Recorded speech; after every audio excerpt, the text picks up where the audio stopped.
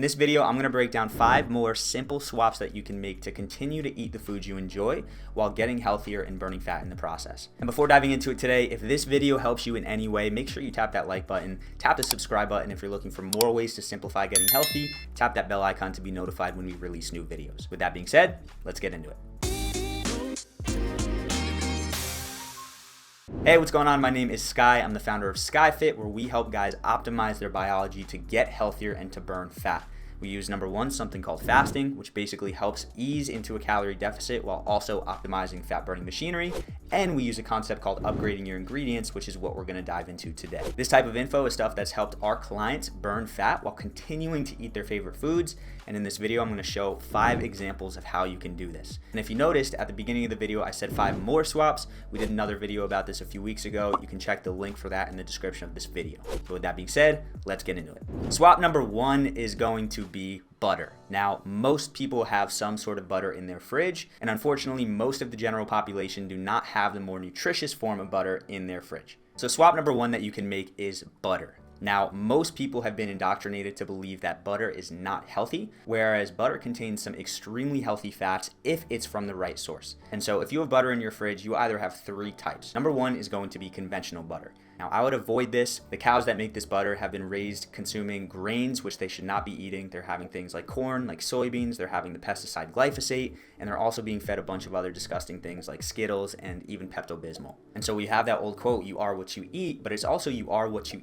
ate. And these conventional cows haven't been eating the nutritional foods that they should be, and so the nutrition in that butter is going to reflect that. Second type of butter most people have in their fridge is butter alternatives, like vegan butter or something like I can't believe it's not butter. Now, the problem with these is, number 1, they remove a lot of the healthy saturated fats in butter, which I know a lot of people think saturated fats are unhealthy, but there's only one type that is, not the type that's in butter. But to add to that, they also add inflammatory oils such as soybean oil, canola oil, and palm kernel oil. And so one of the simplest things you can do, especially if you're looking for more healthy fats in your diet, is swap out for a grass-fed butter. Now, there's a couple different options for you. Kerrygold is a great brand. You've got Vital Farms butter, and then Costco and Trader Joe's also have their own version available. And the pros of having this type of butter is, number 1, it contains more of a compound called butyrate, which is a healthy fat that's really, really good for your gut bacteria. I'm not going to get too much into gut bacteria in this video, but just trust me when I say it's really, really important for your health. And along with that, it also has more healthy omega-3 fats as compared to inflammatory omega-6 fats. Now, I'm going to refer to this a little bit in this video, so just so you understand, omega-3 and omega-6 should be balanced in your body. Omega-3 is anti-inflammatory, omega-6 is inflammatory. We need both, but what most people are finding, that processed food is containing more omega-6, so most people, especially Americans, have an excess of omega-6 and not enough omega-3 in their diet. So by making this swap, whether you cook with your butter, whether you have your butter in coffee, or you use it for anything else, this is a really good swap that's going to allow you to have more nutrition in your diet.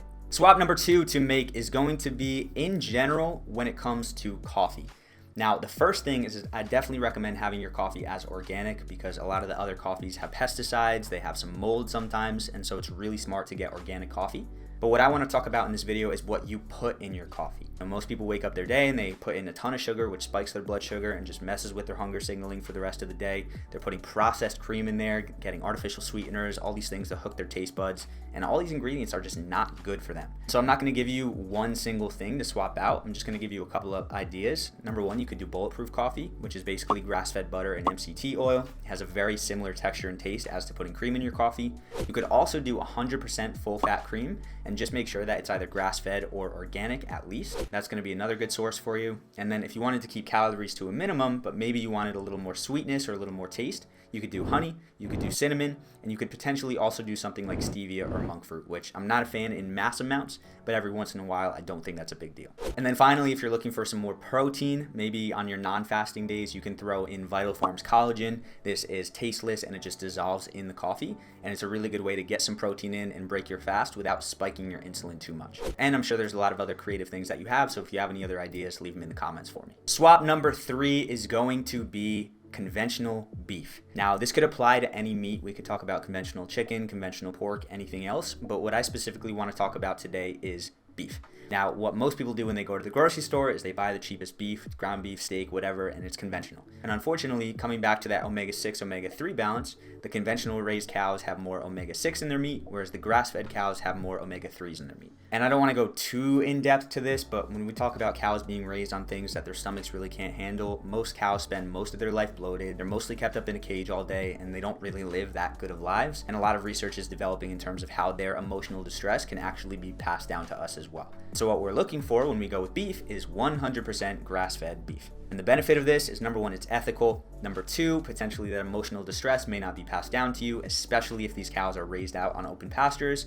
And number three, and what we're going to focus on, is that nutritional difference. Getting more omega-3s, getting less omega-6s. And I know for a lot of people, they may think that's such a small shift, but that's actually been a big deal for me. I will pretty much always have 100% grass-fed beef. And I actually, for the Super Bowl a few weeks ago, made some meatballs with conventional beef, and I legit noticed a difference. I was a little more tired, I could feel a little more inflammation in my body, and I'm tuned in to the point where it's really noticeable to me. So give it a try, let me know what you think, and we'll keep going.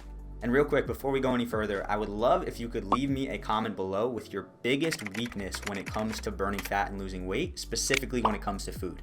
What is that weakness? Is it ice cream, cookies, soda? What is it? And I'll do my best to give you an upgrade or an alternate type of food that will still satisfy that craving.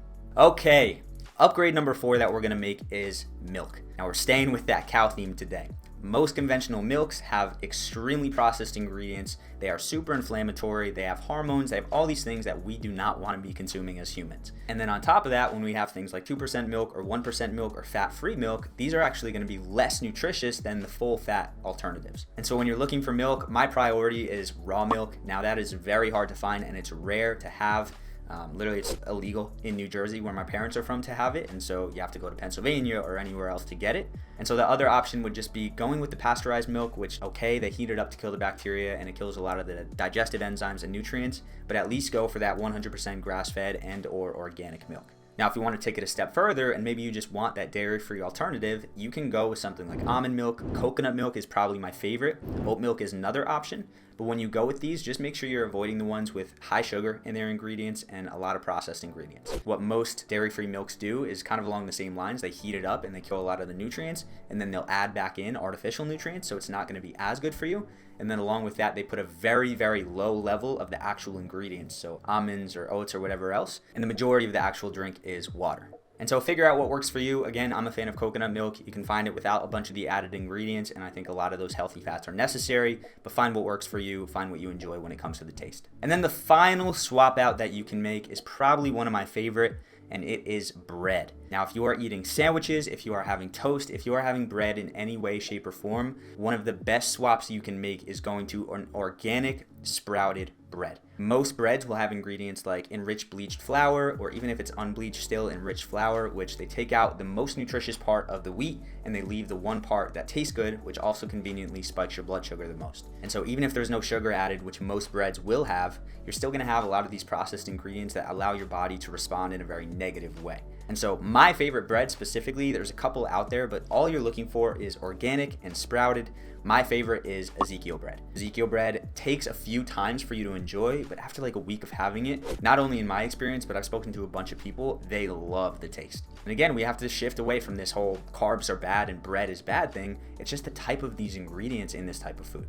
And just to backtrack a second, a lot of conventional breads are extremely, extremely high in glyphosate, which is a pesticide. And if you're interested in learning more about that, you can check that out in the description as well. So those are my 5 swaps. Let me know in the comments if you're going to make any of those. And if you are working on simplifying the process of losing fat, building muscle, and just improving your general health and well-being, check the link in the description of this video. We've got a free training that talks about why what we do is so effective. You can go, you can kind of learn about that, and then you can obviously get more information to pursue that further. But with that being said, just as a reminder, if this video helped you in any way, please hit that like button, please subscribe to the channel, and of course, as always, make sure to eat smart, move more, sleep deep, and be grateful for this moment. I'll see you in the next video.